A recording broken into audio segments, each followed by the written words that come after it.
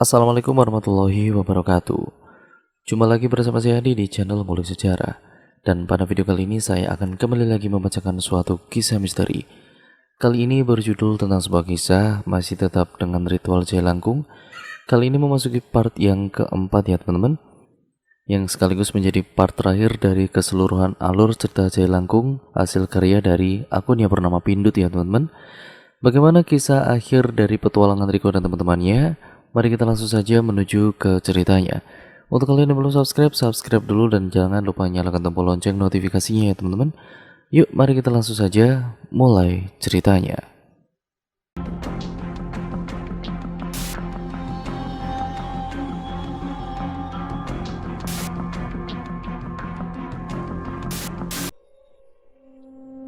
Mereka mengecek seluruh rumah. Ternyata dari beras, padi, dan juga sayuran di dalam kulkas semua dihinggapi oleh belatung. Mungkin karena inilah kenapa perut bapaknya Mela terus saja membuncit. Karena selama ini yang beliau makan adalah belatung-belatung tersebut. Riko mengusulkan untuk membeli makanan di luar saja. Menyuruh Maktum untuk berhenti memasak. Wanita itu paham maksud mereka. Maktum juga tahu bahwa Riko mempunyai kemampuan yang lebih dari manusia biasa. Beliau bersyukur anaknya bisa mempunyai teman seperti Riko.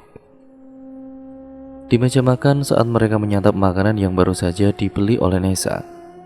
"Maktum, apa semua ini belanja kebutuhan sehari-hari di pasar ya?" tanya Riko seraya menyendok nasi goreng pesanannya. "Iya nak, di pasar sebelah itu semua ada kok, kenapa memangnya?" "Lalu sebulan ini juga belanja di pasar ya?" tanyanya lagi, masih belum puas dengan jawaban wanita itu. "Sebulan ini ya?" Wanita itu tampak berpikir. "Sebulan ini mama belum ke pasar," jawabnya. "Terus, Maktum dapat makanan dari siapa, Mak?" Radit ikut bertanya karena penasaran. Wanita itu meneguk segelas air putih di atas meja. "Karena bapak sakit, jadi mama jarang ninggalin dia. Dan beberapa kali Pak Broto mampir ke sini untuk menjenguk bapak. Dia juga membawakan sembako dan juga makanan lain," pungkas Maktum. "Nah, ketahuan kan?" Seletuk Radit yang langsung dibungkam mulutnya oleh Wati. "Memangnya kenapa nak? Mama kok jadi bingung?" ucap wanita itu mulai cemas. "Mak, Pak Broto itu juragan padi di sebelah komplek ini kan?" tanya Mela yang bertanya dan merasa kenal nama itu. "Iya dok, yang dulu pernah ketemu sama kamu itu," jawabnya. "Mel, bapak kamu sebenarnya kerja apa biasanya?" tanya Ria seraya menyeruput air dari botol. "Bapakku pembeli padi, bisa disebut pemasok. Jadi kalau pas ada orang mau membajak sawah, entar bapakku minjemin uang, terus pas panen uangnya ditukar sama padi," ucap Mela menjelaskan. "Aku baru tahu ada pekerjaan seperti itu," ucap Radit. "Lalu apa pekerjaan Pak Broto itu, Maktum?" tanya Nesa. "Sama kayak bapak, mereka kan udah berteman lama. Dulu Pak Broto itu masih bawahannya bapak, tapi sekarang udah sukses dan punya pabrik padi sendiri, makanya dipanggil juragan padi," jawab wanita berkerudung itu. "Rik, apa kamu berpikir yang sama denganku?" tanya Nesa. Riko mengangguk. Mendadak Pak No batuk-batuk dan juga muntah darah. Mereka semua bergegas melihat beliau. Riko dan juga teman-temannya terkejut melihat darah yang keluar dari mulut Pak No bercampur belatung. "Hihihihi." Terdengar suara wanita tertawa terbahak-bahak. Riko mencari arah suara itu, kemudian berjalan ke ruang tamu. Mendadak semua pintu dan juga jendela terbuka dan tertutup sendiri. Beberapa sosok makhluk tidak kasat mata sudah berterbangan ke sana kemari sambil tertawa, sehingga membuat lampu rumah itu berkedip-kedip. "Ada apa ini?" tanya Radit yang kaget melihat isi rumah mulai berantakan. Riko mengetakkan tangannya ke lantai. "Allahu Akbar, Allahu Akbar, Allahu Akbar, Bismillahirrahmanirrahim." Riko membaca beberapa ayat dan membuat sosok itu pergi meninggalkan rumah Mela. Seketika itu juga keadaan kembali seperti semula. Apa itu tadi, Rik? Tanya Mela bingung. Musuh kita kali ini tidak mudah. Kalian harus membantuku, teman-teman, pinta pria itu. Apa yang harus kita lakukan untuk membantumu, Rik? Tanya Nesa. Malam ini kita harus bersikir sampai pagi. Baiklah, Rik, ucap mereka semua bersemangat. Di tempat lain, Broto yang merasa benda kirimannya kembali langsung mendatangi dukun. Mbah, kenapa benda itu kembali ke saya? Apa ada sesuatu yang tidak beres, Mbah? Tanyanya pada Mbah Kusen, dukun yang paling sakti di desa itu. Coba kulihat, ucapnya seraya memasukkan beberapa serbuk ke api kemenyan dan melihat tampilan bahwa ada beberapa anak remaja yang menginap di rumah Pak No. Sialan, ternyata kita kedatangan tamu, ucap pria itu geram. Siapa, Mbah? Mereka sakti tidak? Tanya Broto dengan cemas. Mereka hanyalah sekumpulan tikus bagiku. Tenanglah, aku akan memberikan pelajaran pada mereka, ujar Mbak Kusen dengan mata mendelik. Di tempat lain, Riko mengajak semuanya untuk sholat berjamaah. Ia yang menjadi imam pada saat itu. Assalamualaikum warahmatullahi wabarakatuh. Menengok ke kanan. Assalamualaikum warahmatullahi wabarakatuh. Menengok ke kiri. Belum sempat Riko memanjatkan doa, Mela langsung berteriak histeris.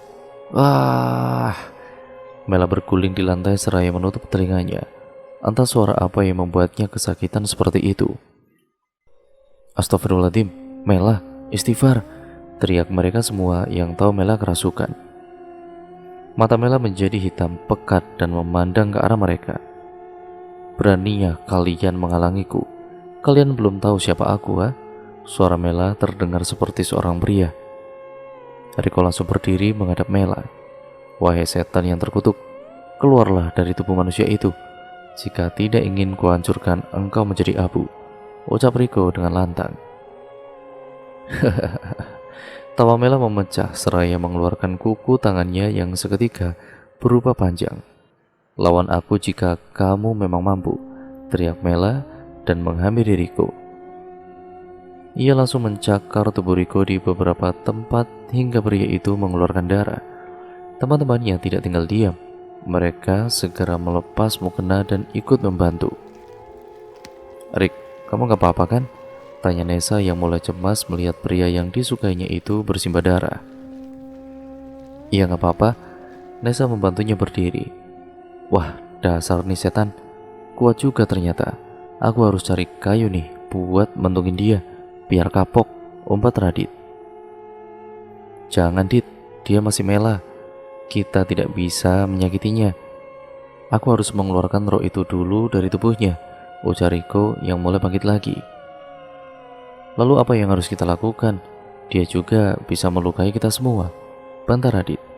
Kalian semua pegang dia baik-baik, hindari kukunya. Aku akan mencoba mengeluarkan roh itu, ucap Riko. Baiklah, ayo teman-teman, sini, panggil Radit ke mereka berdua yang masih di pojokan. Wati dan juga Ria pun datang membantu. Mereka berempat memegangi tubuh Mela yang masih mengerang itu. Riko mengambil segelas air putih yang sudah dibacakan oleh doa dan kemudian memercikan air itu ke tubuh Mela. Asap putih mulai terlihat keluar dari tubuh wanita itu, seakan tubuhnya terbakar. Ah, panas, panas, teriak Mela mengerang kesakitan. A'udzubillahi minasyaitonirrajim. Bismillahirrahmanirrahim, ujar Riko sambil terus membaca doa. Setelah beberapa saat akhirnya Mela memuntahkan darah hitam dari mulutnya.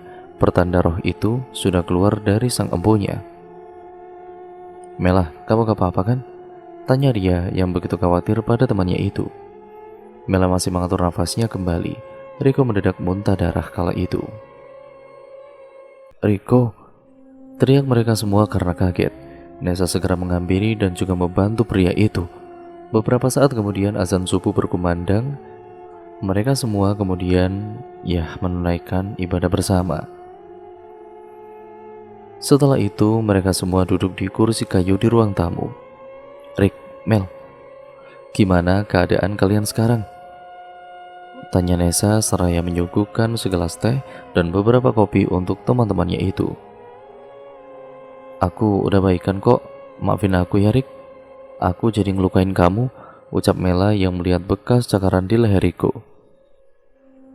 Nggak apa-apa kok, cuma luka kecil, sahut Riko. Sana, rawat suami kamu, ejek Radit. Radit, di situasi seperti ini, masih saja bisa godain orang kamu itu, bentak Wati. Kan biar nggak tegang amat, Ti. Ntar kesetrum ya syukur kamu.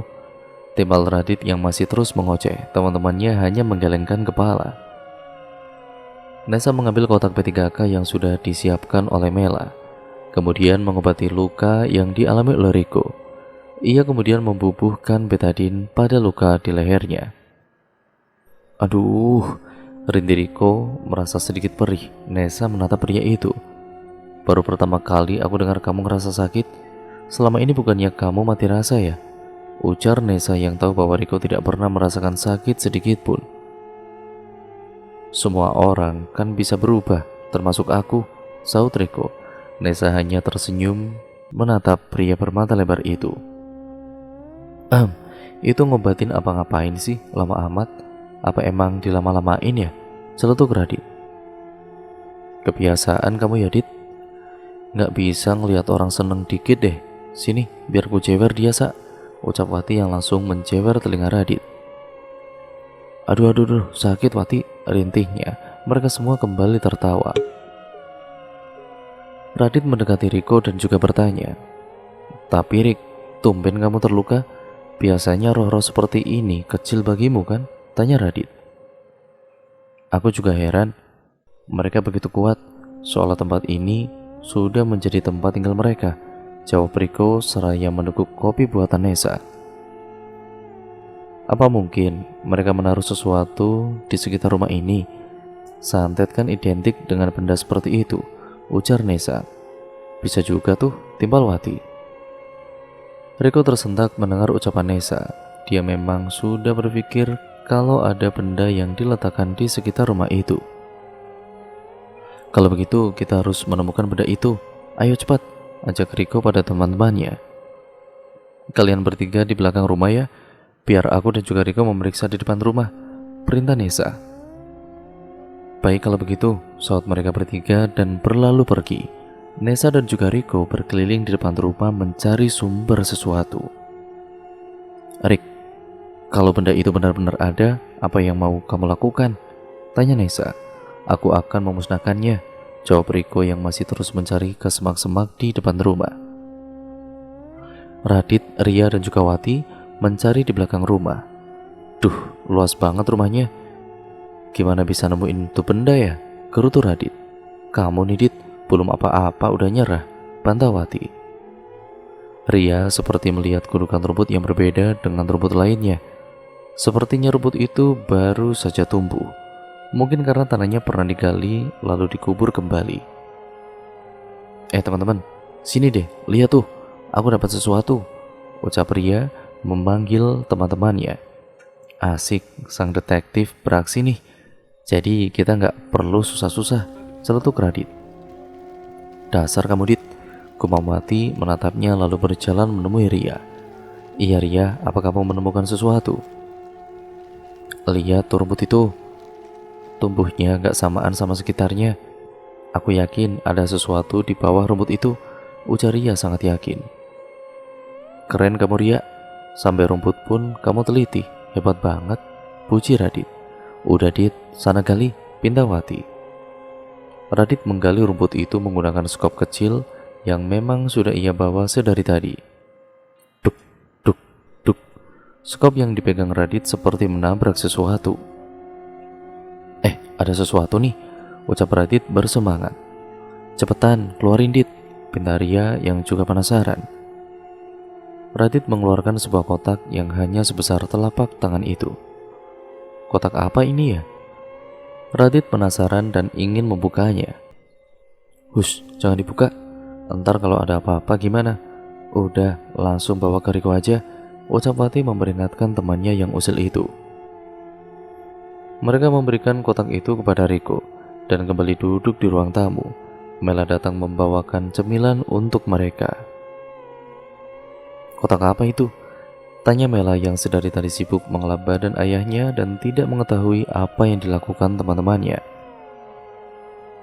Aku rasa kotak ini ada hubungannya dengan penyakit bapak kamu, Mel. Jawab Riko. Apa benar Pak Broto pelakunya? Kenapa beliau begitu keji melakukan semua ini pada keluargaku? Apa kesalahan keluargaku padanya hingga beliau sangat membenci kami? Isak Mela dan meneteskan air mata. Ria segera menghampiri Mela dan kemudian memeluknya. Yang tabah ya, kita berdoa saja semoga Allah membalas perbuatan orang itu, ucap Ria menenangkan temannya itu. Rik, ayo dibuka kotaknya. Penasaran aku, isinya apa ya? Ujar Radit enggak sabaran. Bismillahirrahmanirrahim. Riko membuka kotak itu perlahan dan melihat isinya adalah sebuah keris kecil yang diukir lilitan ular dan juga beberapa rambut pendek di sana. Ini pasti rambut Pak No. Kalau mereka teman akrab, mudah banget buat ngambil rambutnya, ucap Riko. Mela menutup mulutnya dan menahan tangis. Di tempat lain, Mbah Kusen merasa benda yang ia kubur di rumah Mela sudah terangkat. Ia menjadi sangat marah. Sialan anak-anak itu, berani-beraninya bermain-main denganku, umpatnya. Pak Broto kebetulan ada di sana. Bah, bagaimana dengan nasib saya, Mbah? Rintih Broto ketakutan. Pulanglah dahulu, aku akan mengurusnya, pinta Mbah Kusen seraya mengeluarkan kotak pusakanya dan kemudian, baik Mbah. Broto pun pulang ke rumahnya seperti perintah Mbah Kusen, tapi ia masih was-was, takut sesuatu terjadi padanya nanti. Ia segera mengambil tas jinjing dan memasukkan semua uang dan harta yang ia miliki ke tas itu. Di rumah Mela, Riko memimpin sholat berjamaah yang dilakukan di kamar Pak No. Tampak beliau mengerang kesakitan dan tidak bisa bicara sama sekali karena sakit yang dideritanya. Riko menyuruh semua yang ada di sana berdiri mengelilingi pria yang terbaring lemah itu. Jangan berhenti bersikir, apapun yang kalian lihat nanti jangan takut.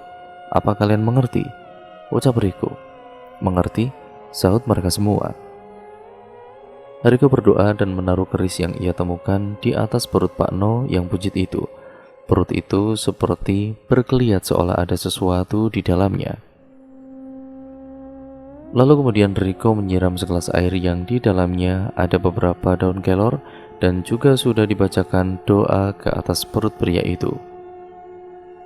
Asap putih keluar dari perut itu dan mulai mengembes. Pak No merasakan sesuatu yang melintas di tenggorokannya. Ia mengerang dan memegangi lehernya. Keluarlah sesosok wanita berbadan ular. Tubuh dan juga wajahnya ini bersisik. Matanya merah dan lidahnya menjulur bagaikan ular yang mendesis. Ia mendatangi Riko. Berani-beraninya kamu mengusikku, ucap wanita ular itu. Teman-teman lain ikut bergidik melihat wanita yang menyeramkan tersebut. Tempatmu bukan di sini. Pergilah, tinggalkan orang-orang ini, bentak Riko dengan lantang. Siapa kamu berani memerintahku?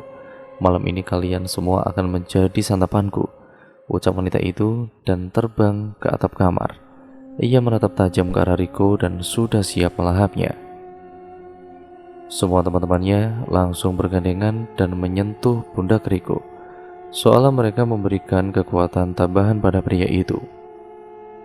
Riko berdoa dan kemudian memasukkan keris yang ia temukan pada wadah besi, dan dengan kekuatannya ia membakar keris itu.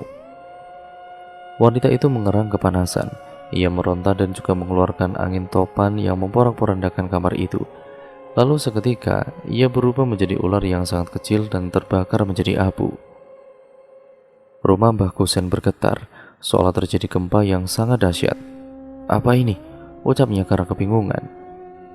Semua lukisan dan barang-barang yang ada di sana langsung jatuh ke lantai. Mendadak rumah itu rubuh dan menimpa tubuh pria tua itu hingga tewas. Broto sudah siap dengan semua hartanya dan ingin keluar rumah. Mendadak lampu di rumahnya berkedip beberapa kali. Dari bawah kakinya datanglah segerombolan belatung, serangga dan juga semua hewan kecil yang entah dari mana. Ia menggerogoti tubuh pria itu hingga tinggal tulang belulang. Alhamdulillah, ucap Riko merasa lega karena sudah memusnahkan benda itu. Teman-temannya juga ikut lega. Sehari setelahnya, Pak No sudah bisa berjalan pelan-pelan. Ia sangat bersyukur Riko dan juga teman-temannya membantunya. Mereka duduk di ruang tamu. Terima kasih ya nak, karena sudah membantu Bapak, ujar pria itu dengan suara serak. Iya Pak No, ini juga sudah menjadi kewajiban kami sebagai teman Mela, jawab Riko. Kamu harus bersyukur Mela, punya teman seperti mereka, ucap Maktum. Mereka bukan hanya temanku mak, tapi juga saudaraku. Saat Mela tersenyum, mereka semua ikut tersenyum. 5 hari sudah mereka berada di sana dan sudah mendapatkan topik untuk skripsi lanjutan mereka. Keadaan Pak No juga semakin membaik. Akhirnya mereka semua pamit undur diri. Pak, Mak, jaga diri baik-baik ya, jangan bikin Mela khawatir lagi, ucap Mela seraya memeluk kedua orang tuanya. Iya kamu juga ya nak, belajar yang rajin yo, sahut Maktum. Bapak jangan kerja seperti itu lagi ya, coba cari kerjaan yang lain. Mela gak suka bapak sama mama disakiti oleh orang, ujar Mela lagi. Iya nduk, bapak ngerti. Udah gak usah khawatir, jawab pria berusia 50 tahunan itu. Kalau gitu kami undur pamit ya mak, pak. Kapan-kapan kami akan berkunjung lagi, ucap Nesa berpamitan. Mereka mencium kedua tangan pria dan juga wanita itu seraya meminta restu dan bergegas naik ke mobil untuk pulang ke kota. Di mobil Mela menangis meninggalkan kedua orang tuanya. Mel, yang sabar ya, ini namanya ujian, ucap Nesa padanya.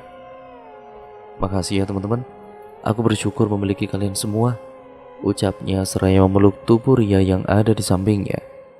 Kok yang dipeluk cuma Ria? Aku gak kebagian nih, seletuk Radit. Kamu tuh kebagian ini aja, dasar hidung belang, sahut Wati seraya menjewer telinga pria itu. Aduh, sakit Wati, bentaknya dan mereka semua tertawa bahagia. Mereka baru saja tiba di kamar kosnya. Wanita itu meletakkan tas ransel di atas ranjang. Ia menghela nafas, merasa lega. Kini, kedua orang tuanya tidak perlu menderita lagi. Mendadak ia merasa haus. Ia berjalan kemudian ke meja dan juga melihat ceret airnya sudah kosong. Terpaksa dia harus keluar, yaitu lebih tepatnya ke dapur umum karena di tempat kosnya harus berbagi. Ia berjalan melewati lorong yang di kanan kirinya itu terdapat pintu-pintu kamar lainnya. Sampailah ia di dapur dan langsung mengambil sebotol air dari kulkas dan kemudian menuangkan air itu ke ceret. Ia berdiri sebentar di depan meja, lalu kemudian menuangkan sedikit air itu ke gelas dan kemudian meminumnya. Tiba-tiba air itu berubah berwarna merah. Dan saat Mela meletakkan gelasnya di atas meja, sesosok wanita yang rambutnya acak-acakan sudah menatapnya dengan mata melotot. Piur, spontan Mela langsung menyemburkan air di mulutnya ke sosok itu. Dasar Mbak Kunti, datang gak ngomong-ngomong, syukurin kena sembur kan? Kabur, ucap wanita berambut pendek itu seraya terus berlari meninggalkan sosok wanita tadi. Mereka berenam berdiri dan juga menatap bangunan bertingkat 5 itu. Akhirnya selesai juga tugas skripsi kita. Ini yang terakhir kan? Tanya Ria. Iya, sekolahan ini yang terakhir. Semoga kita juga mendapatkan petunjuk di sini, ucap Riko. Asik lah, pasti hantunya cantik-cantik nih, celetuk Radit. Wah, belum pernah digigit kuntilanak nih orang. Wati, sini, gigit si Radit, teriak Mela padanya. Kurang ajar kamu Mel, dikira aku setan apa? Bantah Wati dan Cebarut. Mereka semua tertawa. Yaudah ayo masuk, kuharap kita bisa menemukan apa yang kita cari di sini, Nesa bersemangat. Mereka melangkah perlahan melihat beberapa ruang kelas yang sudah tidak terpakai. Lalu mereka berkumpul di salah satu ruangan yang masih cukup bersih. Lah, kok banyak tikus sih? Ucap Mela yang melihat hewan kecil itu berkeliaran kemana-mana. Masih mending tikus daripada setan, bantah Ria. Iya juga ya. Malam ini kita akan tidur di ruangan ini, Ayo kita bersihkan yang bagian sini saja, ucap Nesa memerintah teman-temannya. Dan mereka bersama-sama membersihkan sebagian tempat itu agar mereka bisa beristirahat di sana. Sa, ini sekolah kenapa ditinggalin gini sih? Tanya Wati penasaran. Informasi tentang sekolah ini sudah ditutup sama pembeli gedung ini. Jadi aku nggak susah nyari infonya. Cuman yang aku dengar dulu ada salah satu murid sekolah ini yang bunuh diri loncat dari atap. Dan arwahnya menghantui para siswa dan juga guru-guru di sini. Makanya di sekolah ini langsung ditutup dan ditinggalkan begitu saja, ujar Nesa menjelaskan. Siapa orang bodoh yang membeli sekolahan yang bobrok ini? Celetuk Radit. Orang bodoh itu seorang arsitek yang rencananya akan merobohkan gedung ini dan akan membangun mall di sini, jawab Nesa. Wih, keren, bikin mall di atas sekolahan berhantu. Ntar yang beli Mbak Kunti sama Gendruwo. Tawa Radit memecah. Resek banget sih kamu, Dit, bantah Wati. Setelah selesai membersihkan tempat itu, mereka melakukan ritual pemanggilan Jalangkung seperti biasanya. Jalangkung Jalangser di sini ada pesta. Pestanya pesta kecil. Datang tak dijemput, pulang tak diantar, ucap mereka semua. Mendadak boneka yang dipegang Nesa seakan bergerak-gerak sendiri. Ia terbang ke udara dan langsung jatuh tergeletak di lantai.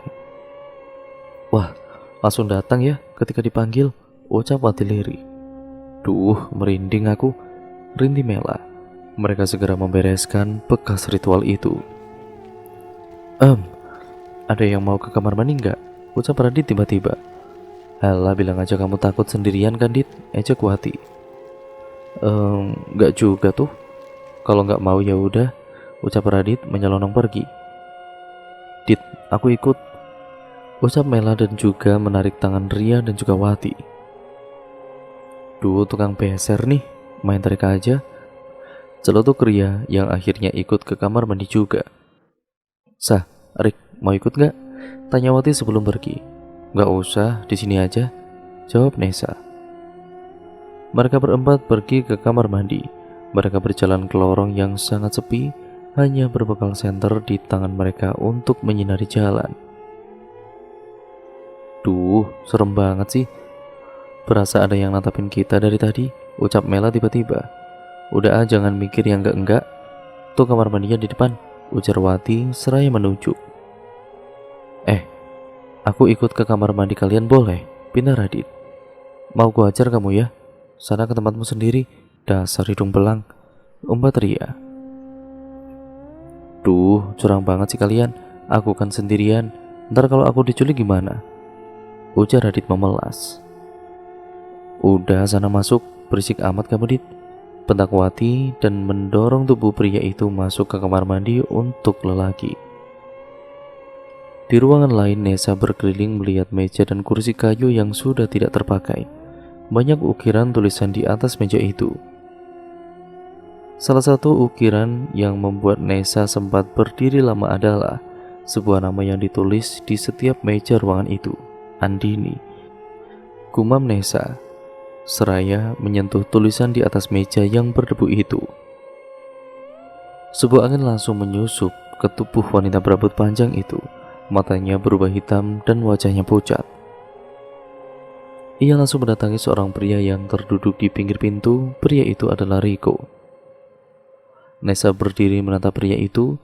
Riko bisa merasakan bahwa ada arwah yang merasuki atau memasuki tubuh Nesa. Berani-beraninya kalian kesini, cari mati ya kalian, bentak wanita yang sudah kerasukan roh halus itu. Keluarlah baik-baik dari tubuh itu atau kumusnahkan kamu, ujar Riko tidak mau kalah. Radit sedang berdiri buang air kecil. Mendadak pundaknya ini dipegang oleh seseorang. Aduh, mau kencing aja pakai digangguin. Bentar lagi ngapa nanggung nih, ucap Radit menahan takut. Sesosok nenek tua yang rambutnya acak-acakan melengok kepada Radit. Ia langsung berteriak. Ah! Teriak Radit seraya keluar dari kamar mandi itu. Wati, Ria dan juga Mela baru saja selesai buang air. Saat mereka mencuci tangan, terdengar suara seseorang wanita menyanyi lagu bahasa Jawa. Mereka penasaran dan melihat ke arah samping. Sesosok wanita yang punggungnya bolong sedang berdiri menatap ke arah kaca. "Ah!" teriak mereka semua dan berlari keluar. Wati langsung menubruk badan Radit. "Ah, setan!" ucap Radit gelagapan. "Kamu itu yang setan, Dit," bentak Wati. "Ayo cepat balik yuk," pinta Mela. Mereka segera kembali menemui Riko dan juga Nesa.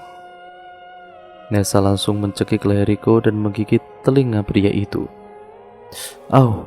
rintih pria itu dan segera membaca doa, lalu membuat arwah itu terpental keluar dari tubuh Nesa.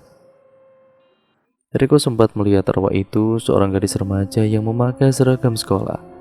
Nemtek di dadanya tertulis Andini. Nesa langsung lemas di pelukan Riko. Teman-temannya baru datang dan melihat mereka berdua berpelukan. "Waduh, kesempatan kamu ya, Rik," celetuk Radit. "Tolongin Nesa baru kerasukan," ucapnya seraya keberatan memindahkan badan Nesa. "Apa?" teriak mereka semuanya seraya mendekat. "Kok bisa gitu, Rik?" tanya Wati seraya membangunkan Nesa. "Sa, bangun, Sa," panggil Mela seraya menepuk pipi wanita itu beberapa kali. "Habis dicupang Nesa kamu, Rik," ucap Radit yang melihat telinga Riko berdarah. "Ya Radit, kamu ini, cepat carian saplas lah," pinta Wati membentaknya. Iya, saut Radit seraya kemudian mencari saplas di dalam tas lalu memberikan pada Riko. "Sini aku pasangin, Rik," ucap pria seraya membantu temannya itu. Mendadak sekelebat bayangan baru saja melewati ruangan itu. Riko merasa terpanggil dan ingin mengikuti bayangan tersebut. "Mau kemana kamu, Rik?" tanya Radit yang melihatnya berdiri seolah mencari sesuatu.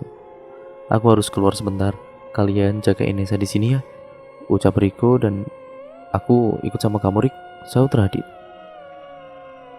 Riko segera keluar mengikuti bayangan itu.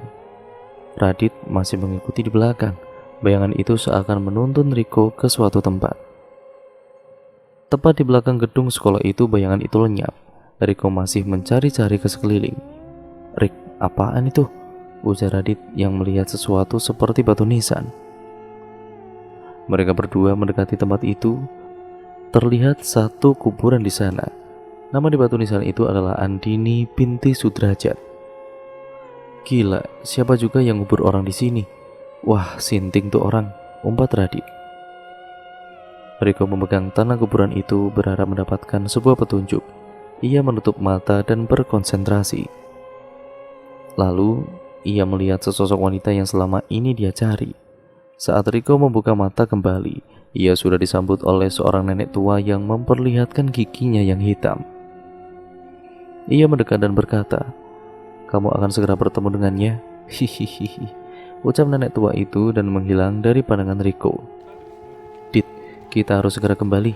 Perasaanku nggak enak nih," ucap Riko mulai cemas. "Kalau gitu, ya udah, ayo cepat," ajak Radit dan bergegas pergi. Nesa baru saja sadar dan membuka matanya. Belum sempat wanita itu berbicara, ia sudah disambut oleh sesosok wanita yang merangkak mendekatinya. "Ah!" teriaknya mengagetkan semua teman-temannya. Mereka pun kemudian melihat sosok wanita itu dan segera berdiri mematung. Tubuh mereka seakan tidak bisa bergerak sama sekali. Wanita itu melayangkan mereka berempat ke udara seraya mencekik leher mereka. "Hihihihi, berani-beraninya kalian masuk ke tempat terlarang ini, rasakan akibatnya." Hihihihi, suara wanita itu menggelegar. Mereka ingin meminta tolong, tapi cekikan itu begitu kuat dan membuat mereka tidak bisa bersuara. Riko dan juga Radit akhirnya datang. "Astagfirullahaladzim," teriak Riko dan langsung melemparkan tasbih yang sudah ia pegang ke sosok wanita itu, hingga membuat wanita itu melepaskan cekikannya. Mereka berempat langsung jatuh ke lantai. Radit segera membantu teman-temannya itu. "Riko sedang melawan wanita itu. Siapa kamu sebenarnya? Katakan kepadaku," bentak Riko pada wanita tersebut. "Kamu sudah makin sakti ternyata. Apa kamu datang ke sini untuk mencari orang tuamu?" kamu tidak akan mendapatkan apapun, ucap wanita itu. Aku ingin bertemu dengan orang tuamu. Di mana dia? Bentak Riko lagi. Kamu bukan tandingannya. Sampai kapanpun kamu tidak akan mendapatkan apa yang kamu cari. Hihihi. Cetus wanita berwajah hitam itu. Riko pun kemudian emosi dan membaca doa-doa untuk memusnahkan roh tersebut. Wanita itu kemudian kepanasan. Tidak, tidak, jangan bunuh aku. Tidak, rintih wanita itu. Tapi Riko tetap berdoa hingga arwah itu lenyap menjadi abu. Riko tersungkur ke lantai dan menangis. Ah, teriakannya meratapi semua yang sudah ia lalui selama ini. Radit dan juga yang lainnya menghampiri pria itu. Rick, kita harus pergi dari tempat ini. Mereka bukan tandingan kita. Ayo Rick, sebelum sesuatu terjadi pada kita semua, pinta Radit dengan cemas. Mereka kemudian segera membereskan barang-barang dan pergi dari tempat itu. Riko duduk termenung di atas kasur, ia menangis terseduh-seduh. Kemudian alur mundur. 2 tahun lalu saat Riko pulang dari kuliah, ia melihat kedua orang tuanya tergeletak di lantai. "Mah, Pa, ada apa ini?" Riko menangis memeluk tubuh kedua orang tuanya yang sudah tidak bernyawa itu. Kedua orang tuanya mati mengering seperti darah mereka sudah dihisap habis dari tubuhnya. Riko tidak tahu apa yang sudah menimpa pada kedua orang tuanya itu. Setelah hari itu, Riko meminta ke beberapa pamannya untuk membantu melihat apa yang berlaku pada kedua orang tuanya itu. Tapi kejadian naas malah menimpa beberapa pamannya dan mencoba mencari kebenaran tentang kematian orang tuanya.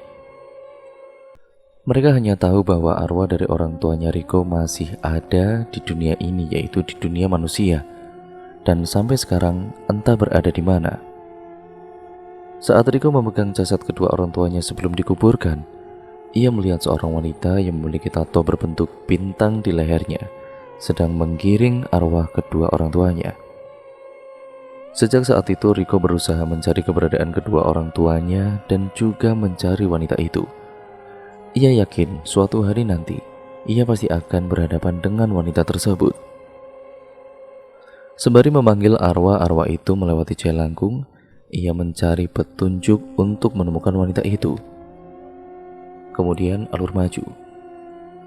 Keesokan harinya di rumah Riko, teman-temannya datang menjenguk karena ia bilang sedikit pusing. Mereka duduk di ruang tamu yang luas namun sepi itu. Riko menyuguhkan beberapa minuman untuk mereka. "Gak usah repot-repot Rick, kamu kan masih sakit," ucap Nesa membantunya. "Iya, biarin istrimu aja Rick yang ladenin kita," celetuk Radit. "Radit, selalu deh," bantah Nesa. "Kamu masih sakit ya Rick?" tanya Ria. "Udah mendingan kok," sahutnya. "Ngeri ya sekolahan itu. Kukira hanya hantu anak-anak sekolah di sana, ternyata itu tempat berkumpulnya mereka," ujar Wati. Nesa membuka laptop yang ia bawa dari rumah. "Sekolah itu sudah ditinggalkan hampir 8 tahun lamanya. Pasti sudah banyak arwah yang hidup berkumpul di sana," ujar Nesa. "Tapi tentang kuburan itu gimana?" "Oh, yang kita lihat di belakang sekolah." "Oh iya, namanya Andini kan?" "Aku baru dapat infonya tadi pagi," ucap Nesa seraya memperlihatkan sebuah artikel. Seorang gadis cantik bernama Andini yang bersekolah di SMA Tunas Bangsa diduga depresi dan terjun dari atap gedung sekolahnya. Pihak sekolah dan keluarganya sudah bertemu untuk menyelesaikan masalah ini secara kekeluargaan. "Terus, ini ada berita setelah beberapa bulan kematiannya," ucap Nesa lagi. "Hari ini telah terjadi kerasukan massal di sekolah SMA Tunas Bangsa, di mana hampir 90% dari murid sekolah ini mengalami kejang-kejang dan meraung seperti hewan buas.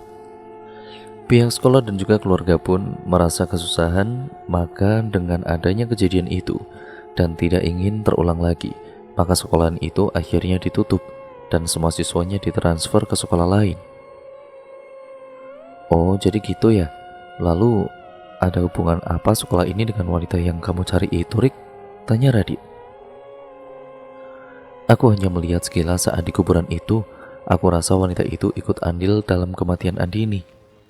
"Ah, Serius kamu? Tanya Ria. Riko mengangguk. Apa kita akan kembali ke sekolahan itu lagi? Tanya Mela. Tidak, aku tidak ingin kalian dalam bahaya. Kurasa bantuan kalian cukup sampai di sini, ujar Riko. Ya gak bisa gitu dong Rik, kita ini kan teman. Dan kita juga sudah berjanji akan membantu menemukan arwah kedua orang tuamu. Jadi jangan pernah tinggalin kita ya Rik, bantah Radit. Tapi aku gak mau kalian dalam bahaya. Selama ini kalian sudah cukup membantuku, ucap pria itu. Kamu gak ingat Rik, siapa kami tanpa kamu? Kami hanya sekumpulan anak-anak nakal, dan setelah kami bertemu denganmu, kami bisa berubah menjadi lebih baik. Dan selama ini kamu sudah membantu kami dalam segala hal. Kami tidak ingin hubungan persahabatan yang kita jalin selama ini berakhir begitu saja, ujar Nesa. Riko tersenyum. Terima kasih karena sudah menjadi bagian dalam hidupku selama ini, ucapnya. Gitu dong, kita ini kan sohib. Susah senang harus dijalani bersama, oke? Ucap Radit. Tumpen Dit, omongan kamu bener, ejek Ria. Wah, ngina kamu ya, kini-kini aku tuh teman yang baik tahu, bantahnya. Semua orang akhirnya tersenyum. Di sebuah rumah besar berlantai 3 yang dindingnya diukir tulisan Jawa, hiduplah seorang ibu dan juga anak perempuannya. Suaminya sudah meninggal sejak lama. Bok, lihat sepatuku yang merah kemarin gak? Kenapa bisa gak ada sih? Bentak seorang wanita remaja berusia 25 tahunan itu. Maaf non, tadi kemarin Mbok belum lihat itu sepatu. Mungkin non lupa kali menaruhnya di mana? Jawab Mbok Parti, pembantu di rumah besar itu. Wanita itu menjambak rambut Mbok Parti. Jadi Mbok nyalain aku nih? Ampun non, bukan begitu maksudnya, rintih wanita yang sudah bekerja di sana hampir 3 tahun itu. Dasar orang kampung gak berguna, ucapnya seraya masih kesal. Lalu datanglah seorang wanita yang sudah tua tapi masih berparas cantik. Ada apa Fiona sayang? Kenapa pagi-pagi udah ribut? Tanya wanita itu pada anak perempuannya. Ini mah Mbok Parti ngilangin sepatuku. Padahal kan aku suka banget sama tuh sepatu, ucapnya dengan manja. Kamu tenang ya sayang, nanti kita beli yang baru, oke? Saut wanita itu yang biasa dipanggil Laras. Fiona mengangguk. Laras langsung melotot ke arah Mbok Parti dan membuatnya ketakutan. Lalu mereka berdua pergi berlalu. Di kamar yang lampunya berwarna merah dan tidak ada sedikit cahaya matahari yang masuk, Laras duduk bertapa. Dialah wanita yang dicari-cari Riko selama ini. Seorang pria masuk dan kemudian menemuinya. Beberapa orang telah masuk ke sekolahan itu, ketua. Saya baru saja mendapatkan laporan, ucap pria itu. Bagaimana mungkin orang bisa masuk ke sana? Saut Laras seraya melihat ke baskom yang berisi air. Tampak Riko dan teman-temannya memasuki sekolahan itu. Akhirnya aku akan bertemu denganmu juga. Aku tidak menyangka bahwa anak ini bisa menemukanku, ucap Laras tersenyum kecut. Laras adalah ketua perkumpulan aliran sesat itu. Ia dan juga semua pengabdinya menyembah setan, dan setiap tahunnya harus memberikan tumbal sepasang suami istri. Dan kedua orang tua Riko termasuk salah satu tumbal darinya. Tidak jarang ia memberikan tumbal gadis perawan seperti Andini ataupun yang lainnya.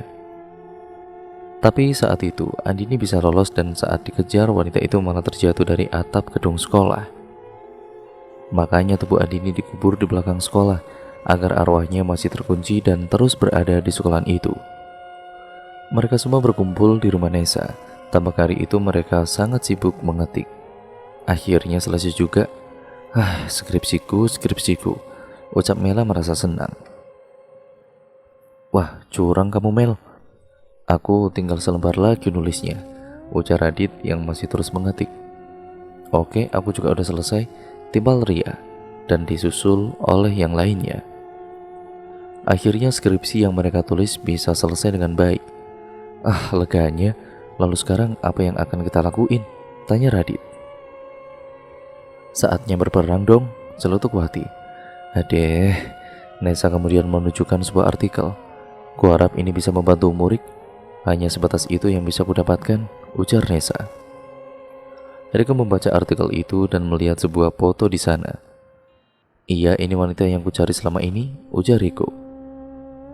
Aku melacaknya dari orang yang berbelasungkawa pada kematian Andini, dan Ibu Laras ini menyumbangkan sejumlah uang yang tidak sedikit pada keluarganya, jelas Nesa.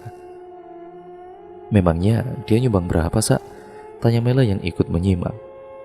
100 juta, bayangin aja, sahut Nesa. Gila, itu harga nyawanya Andini ya, sinting itu orang, umpat Radit. Tapi anehnya, tidak ada yang komplain ataupun mencemooh, dan tidak ada yang curiga juga. Semua orang seperti tersihir oleh wanita itu, ucap Nesa lagi. Wah, lawan yang berat nih. Kalau urusan sihir, ntar kita disihir jadi katak gimana? Celetuk Radit. Radit, diam deh, bentak Wati padanya. Oh iya, dia juga punya semacam organisasi, dan semua yang masuk dalam organisasi itu akan ditato bintang di tubuh mereka, ujar Nesa. Organisasi macam apa itu? Pasti aliran sesat ya? Ya bisa jadi sih, ucap Wati. Dan ternyata pembeli sekolahan yang kita datangi kemarin adalah suami wanita ini, tapi suaminya sudah meninggal, jelas Nesa. Wah, makin serem tuh, ucap Mela. Riko hanya terdiam dan berpikir. Sampai sebuah suara mengagetkannya. Rik, kamu gak apa-apa kan? Tanya Nesa. Gak apa-apa kok, Sa, jawabnya. Suatu hari, Riko pergi menemui Laras sendirian. Ia tidak ingin melibatkan teman-temannya. Kalaupun harus terluka, biarlah ia yang terluka. Saat itu kebetulan Laras sedang mengadakan pertemuan di sekolahan bersama para pengikutnya. Hari itu ia harus memberikan tumbal lagi. Mereka semua memakai jubah hitam dan menyembah sebuah patung yang entah berbentuk apa itu. Seorang wanita yang mulutnya dilakban itu terbaring di atas 2 buah meja. 2 orang lelaki memegangi badan wanita itu. Laras membaca beberapa mantra dan tangannya memegang sebuah keris. Ia sudah siap untuk menusuk jantung wanita itu. Apa yang kalian lakukan? Lepaskan wanita itu, teriak Riko mengagetkan mereka semua. Laras menatap ke arah suara itu dan melihat Riko berdiri di sana. Lancang kamu ya, sudah berani kamu menginjakkan masuk ke tempat ini, ucap Laras. Hari ini aku akan membunuhmu, seperti engkau membunuh kedua orang tuaku, teriak Riko. Jadi kamu kesini untuk menuntut balas? Sangat lucu, kedua orang tuamu memang pantas mati. Mereka seharusnya juga menjadi pengikutku. Tapi berani-beraninya mereka mengumbar aib tentang diriku dan sok mengguruiku. Itulah hukuman yang pantas untuk mereka, jelas Laras. Kini Riko tahu apa alasan orang tuanya dibunuh secara keji oleh Laras. Malam ini kamu harus mati di tanganku, bentak Riko yang mulai maju. Habisi dia, perintah Laras pada pengikutnya.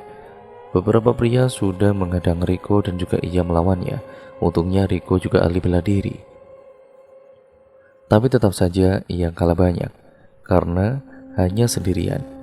Ia akhirnya babak belur dihajar pengikut Laras. Laras datang menemui pria yang sudah tidak berdaya itu. Apa kamu juga ingin menyusul kedua orang tuamu? Aku akan dengan senang hati mengabulkannya, ucap wanita itu seraya menendang tubuh Riko yang sudah berlumuran darah. Nesa mencoba menelepon Riko beberapa kali tapi tidak diangkat. Ia sangat cemas pria itu melakukan hal yang berbahaya. Dasar tuh Riko, udah dibilangin jangan ngelawan sendiri, masih aja ngeyel, ujar Radit yang ikut kesal. Udahlah Dit, cepetan kamu nyetirnya, kita susul dia, pindah Wati. Mereka sudah berfirasat bahwa Riko akan melawan Laras sendirian, dan hanya satu tempat yang ada di pikiran mereka sekarang, sekolahan yang mereka datangi kemarin. Tidak lupa juga, Nesa meminta bantuan pada ayahnya dan juga Paman Anwar. Mereka pun bersedia untuk datang. Saat Laras sudah siap untuk menusuk tubuh Riko, sebuah suara mengagetkannya. Dar! Letakkan senjata itu, bentak Surya pada mereka semua. Mereka semua berlarian karena tidak ingin ditangkap. Laras pun ikut berlari menghindar. Nesa dan teman-temannya menemui Riko yang tergeletak di lantai. "Riko, Rik, bangun Rik," ucap Nesa seraya menangis melihat pria itu bersimbah darah. Paman Anwar segera mengejar Laras. Laras yang tahu ia dikejar memanggil beberapa arwah untuk melawan Anwar. Pria berpeci itu segera membaca beberapa doa membuat arwah itu lenyap. "Bakar patung itu cepat," ucap Riko tertatih-tatih. "Baiklah, Radit segera mencari korek dan juga membakar patung yang terbuat dari kayu itu." Darah hitam keluar dari kepala patung itu. Tubuh Laras tiba-tiba memanas. "Wah, apa ini?" teriaknya menahan kesakitannya itu. Anwar langsung membaca beberapa doa dan melemparkan tasbih ke tubuh wanita itu. Sekejap saja ia berubah menjadi sangat tua renta. Itulah wajah aslinya. Ia langsung terbakar dan lenyap menyisakan tulang belulang. Surya segera mengunjungi rumah kediaman Laras, dan saat penggeledahan ditemukan beberapa serbuk narkoba yang dijual oleh Fiona anaknya. Maka polisi langsung meringkus dia. Riko segera dilarikan ke rumah sakit karena luka-lukanya. Saat ia tidak sadarkan diri, rohnya pergi ke alam lain. "Riko," panggil seorang wanita yang tidak lain adalah ibunya. "Mama," ucap Riko dan langsung memeluk wanita itu. "Terima kasih anak. Kini mama sama papa bisa kembali ke alam baka dengan tenang. Kenapa kalian begitu cepat meninggalkanku?" isaknya. "Riko, anak papa yang ganteng, semua orang akan pergi kembali ke sisinya. Jika saatnya sudah tiba dan kamu harus tetap semangat menjalani hidup kamu ya. Kami akan selalu ada di hatimu," ucap pria itu. Riko mengangguk. "Pergilah sayang, jalanmu masih panjang, kami berdua menyayangimu," ucap wanita itu sebagai salam perpisahannya. Dok, kenapa teman kami belum sadar juga dok?" tanya Nesa begitu cemas melihat Riko belum sadar juga. "Mungkin dia sedikit shock karena hantaman di bagian kepala. Tenang saja, dia akan segera bangun kok," ucap pria berjas putih itu. "Tapi dok," ucapan Nesa terhenti karena Anwar datang menghampiri. "Sa, sini ikut paman." Pria itu mengiring Nesa dan menyuruhnya duduk di kursi. "Iya paman," jawab Nesa terisak-isak. "Riko sekarang lagi di dunia lain. Paman rasa dia sedang bertemu kedua orang tuanya. Kamu gak perlu khawatir, dia pasti akan bangun lagi kok," ucap Anwar. Mendengar perkataan itu, Nesa kemudian mulai berhenti menangis. Wati dan lainnya datang menghampirinya. "Iya Sa, udah jangan nangis. Kita tunggu di sini saja. Pasti si Riko bakalan bangun kok," ucap Wati dan memeluk temannya itu. "Kalau dia nggak bangun, kamu cupang aja dia Sa," celetuk Radit seperti biasa. "Radit?" mereka semua meneriaki pria itu. Hampir 1 jam menunggu. Akhirnya Riko membuka matanya dan Nesa sudah menangis di pelukannya. "Aku takut kamu benar-benar meninggalkanku, Rik," isaknya tidak mau berhenti. Riko beranjak dan duduk di ranjang.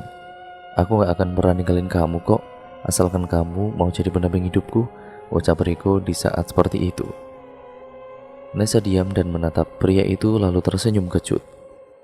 "Rik, apa kamu gak bisa mengungkapin perasaan kamu di situasi yang lebih romantis?" cibirnya. Riko langsung memeluk wanita itu lagi. "Ini juga romantis kok, malah disaksikan orang banyak," ujar Riko tidak mau melepaskan wanita yang ia sukai sejak dulu itu. "Tapi kan aku malu Rik," ucap Nesa menahan malu. Belum dihalalin itu, main peluk-peluk aja anak om itu," ucap Surya yang juga ada di sana. Riko melepaskan pelukannya dan menatap ke Surya. "Om, boleh kan saya menjaga dan juga merawat anak om sekarang?" tanya Riko padanya. "Nggak boleh lah," jawab pria itu dengan lantang.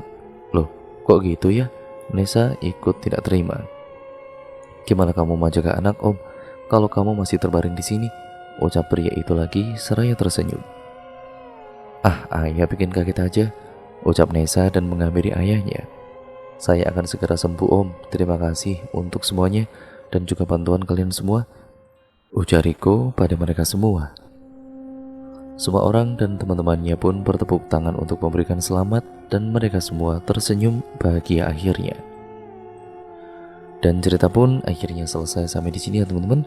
Terima kasih untuk kalian semua yang sudah menyimak video kali ini dan juga cerita ini dari part yang awalnya dan juga sampai part akhir ini. Terima kasih untuk kalian semua yang sudah menyimak dan juga memperhatikan video kali ini. Jangan lupa like, komen, dan share sebanyak-banyaknya karena itu membantu channel ini menjadi channel yang jauh lebih baik lagi. Jangan lupa pula untuk kalian subscribe untuk kalian yang belum. Nyalakan tombol lonceng notifikasinya agar kalian tidak ketinggalan video terbaru selanjutnya dari channel ini. Untuk kalian yang memiliki pengalaman-pengalaman horor ataupun cerita-cerita horor, kalian bisa kirimkan ke alamat email kami yang sudah tertera di kolom deskripsi video kali ini. Nantinya saya akan bacakan di sini ya teman-teman. Banyak sekali pembelajaran yang dapat kita ambil dari cerita ini. Yang baik kalian ambil, yang buruk kalian buang jauh-jauh. Jadikan itu sebagai pembelajaran untuk kita semua ya teman-teman, agar kita menjadi manusia yang jauh lebih baik lagi ke depannya. Sekian dan terima kasih ya teman-teman. Pokoknya jangan lupa untuk tetap stay tune terus di channel ini. Dan juga nantikan cerita-cerita seru lainnya dari channel ini ya teman-teman di video selanjutnya. Sekian dan terima kasih, video ini saya akhiri, kurang lebihnya mohon maaf apabila banyak salah kata ataupun narasi saya mungkin kurang jelas dalam membacakan narasi video kali ini. Wassalamualaikum warahmatullahi wabarakatuh.